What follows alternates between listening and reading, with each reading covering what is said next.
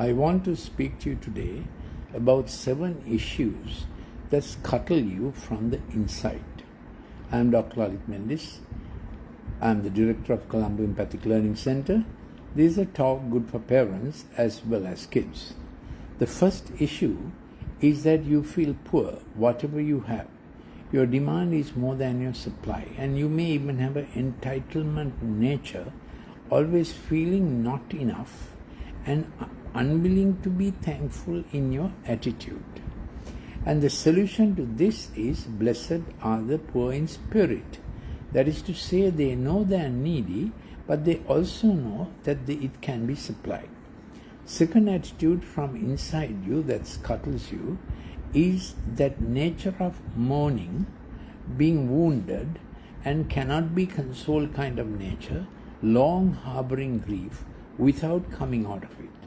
Check whether you have a nature like that, of harboring grief, circumstances you cannot remedy, and you often slip into the bottom-up regulation where grief takes over, amygdala takes over, and even when things should be joyful, appreciative, you feel grouchy and you grumble. So people don't like to employ you, people don't like to relate to you. And we have a solution to that. Blessed are they that mourn, for the right thing there's a comfort available. So there is a right sorrow response and there's a sorrow reaction. You need to know the difference between the two. When God is in the picture, He can always work with you when you have a right sorrow response. When you have a wrong sorrow reaction, you are all the time saying, poor me, complaining me, why should everything happen to me? Thirdly, you feel small, underdog, pressed down, oppressed, always having a wounded spirit, and the solution for that is, those who humble, God promotes. Blessed are the meek, they shall rule the earth. So meekness is different from feeling trampled. Meekness is that your response, you choose to be, not to react. You choose the higher way of waiting for the person to know his mistake, come and apologize to you. That is meekness.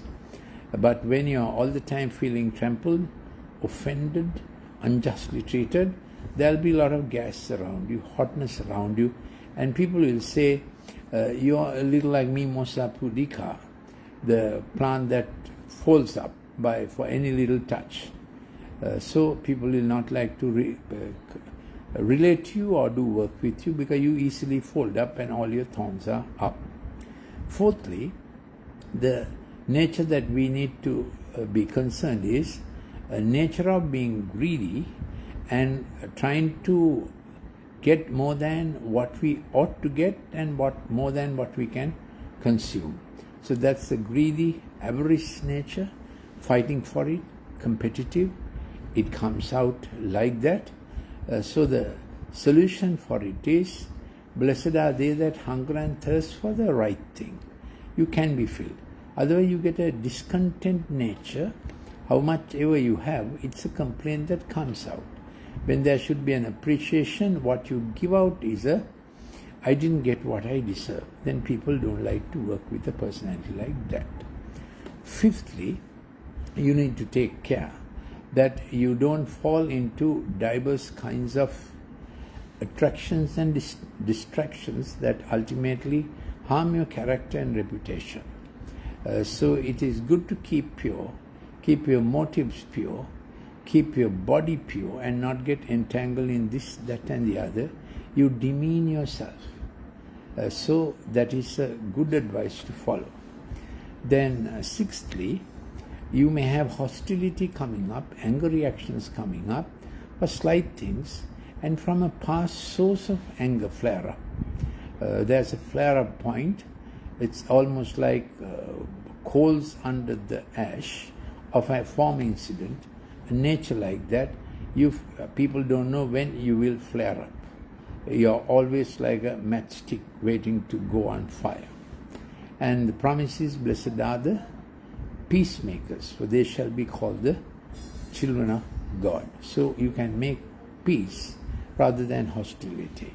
You can reconcile rather than separate.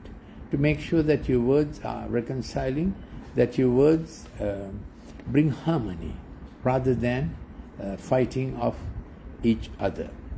Then we have a promise that we can be content and be filled, that we are given a stewardship of the gifts we have to be fruitful, multiply, fill and fulfill our call, our role in life. Then we have satisfaction to steward others from the good we achieved for ourselves. Of course, we must achieve good. We must achieve our full potential. Then God has to step in and help others, which becomes our life significance, from success to significance. So think about these principles. For this, our Good Shepherd can help us through and through. There's a kind of person who sets the world ablaze with his tongue. They are described.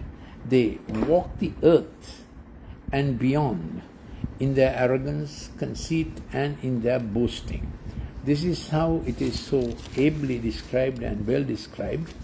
You will benefit if you listen with patience how the description of such people.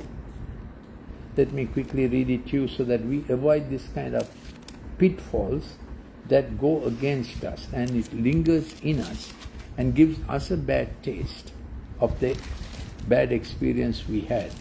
This is how it is described. They mock, wickedly speak of oppression, they speak from on high. Their eye bulges, the imagination of their heart run riot. Their pride is their necklace, the garments of violence covers them. Even in words, they become easily hostile. They have set their mouth against the heavens, and their tongue parades through the earth. Therefore, these people, and they say, how does God know? And is their knowledge with the Most High? So there is a kind of person like that. His eyes are always set too lofty to achieve. So they fill it up with gas, they fill it up with hurt, they fill it up with reaction.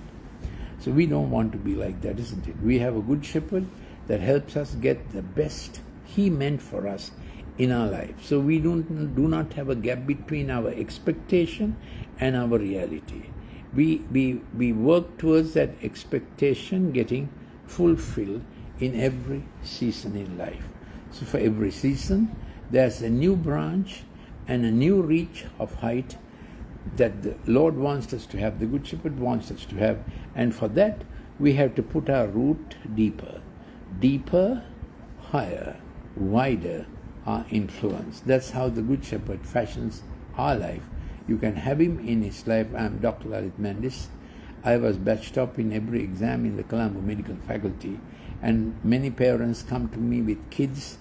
They are in digital trouble, or they are in trouble with their parents. Parents hope for one thing, kids want to do another thing. So you can have a cost-free consultation if you give a telephone call to 077-151-2801.